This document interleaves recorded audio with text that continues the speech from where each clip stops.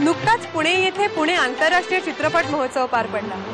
या महोत्सवात देश विदेशातील अनेक चित्रपटांसोबत काही निवडक मराठी चित्रपटांचंही प्रदर्शन झालं। या महोत्सवात सर्वोत्कृष्ट मराठी चित्रपटाला दिला जाणारा संत तुकाराम पुरस्कार मिळाला झी टॉकीज निर्मित नटरंगला।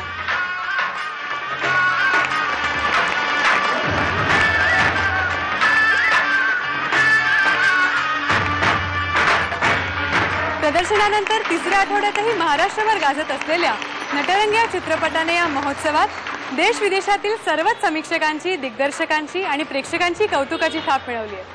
अभिनेते अतुल कुलकर्णी यांनी वठवलेल्या गुणा कागलकरच्या आव्हानात्मक भूमिकेबद्दल त्यांना या महोत्सवात सर्वोत्कृष्ट अभिनेत्याचा पुरस्कार प्रदान करण्यात आला, तर किशोर कदम यांना नटरंग, पांगेरा आणि एक कप चहा या चित्रपटातील अभिनयासाठी स्पेशल ज्युरी अवॉर्ड देण्यात आला। आज नटरंगच्या पूर्ण टीमला या ठिकाणी मला स्वागत करता याचा मनापासून आनंद आहे। आज पिप्स सारख्या अत्यंत प्रेस्टिजियस, अत्यंत महत्त्वाच्या अशा फेस्टिवलमध्ये टीम नटरंगचं हे पहिलं अवॉर्ड स्वीकारताना मला फार फार फार आनंद होतो। लोकमान्यता आहेच, लोक गेले 14 दिवस सगळी थिएटर्स हाऊसफुल आहेत, पण आज त्याला एक प्रकारे राजमान्यताही मिळाली।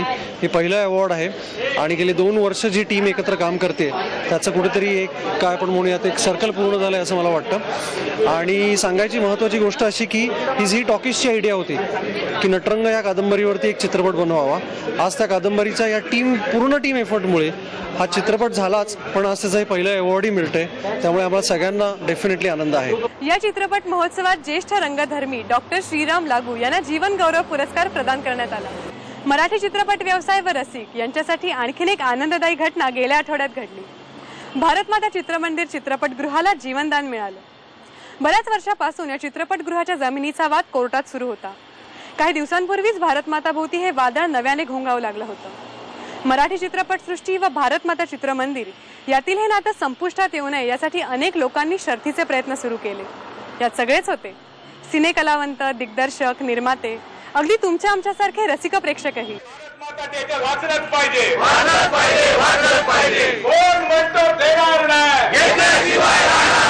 अन्न महाग झालंय, पाणी आता मिळणारच नाहीये, पण आमची करमणूक सुद्धा काढून घेत आहे। इथला कामगार मल्टीप्लेक्समध्ये जाऊन नाही चित्रपट बघू शकत, ते एका तिकिटात त्याचा अख्खा कुटुंब चित्रपट बघेल। जो थोडासा आनंद त्याच्या वाट्याला येतोय तो येऊ दे ना। मराठी लोक येणार असं थिएटर आहे जिथे कंटिन्युअसली मराठी सिनेमा दाखवतात। जर का हे घेतलं तर मग म्हणजे महाराष्ट्र गव्हर्नमेंट जर हे करत असेल तर मग हे महाराष्ट्राचं गव्हर्नमेंटच नाही असं मी म्हणतो। मुंबईसारख्या ठिकाणी जर अशा परिस्थितीतलं थिएटर जात असेल तर फार दयनीय आणि अवस्था फार वाईट होती। असे थिएटर न जाऊन देणं हे आपलं काम आहे। पहिलं बघणं राज्य शासनाने हे थिएटर चालवायला घेणं फार गरजेचं आहे, ताब्यात जागा घेणं गरजेचं आहे आणि हे थिएटर आहे तसं ठेवणं फार गरजेचं आहे। भारत माता थिएटर वाचलंच पाहिजे, वाचलंच पाहिजे। भारत माताचं अस्तित्व अबाधित राहिलं।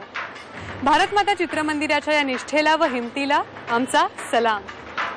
काही दिवसातच झी गौरव पुरस्कार 2010 यासाठीची नामांकनं जाहीर होणार आहेत। नाट्य चित्रपटसृष्टीतील सर्व कलावंतांना आणि रसिक प्रेक्षकांना या नामांकनाचे वेध लागले आहेत। नामांकनांची ही चुरस चांगलीच रंगणार असं दिसतंय। या चुरशीचा रंजक अनुभव हाऊसफुल तुमच्यापर्यंत नक्कीच पोहोचवेल। वेळ झाली आहे निरोप घ्यायची।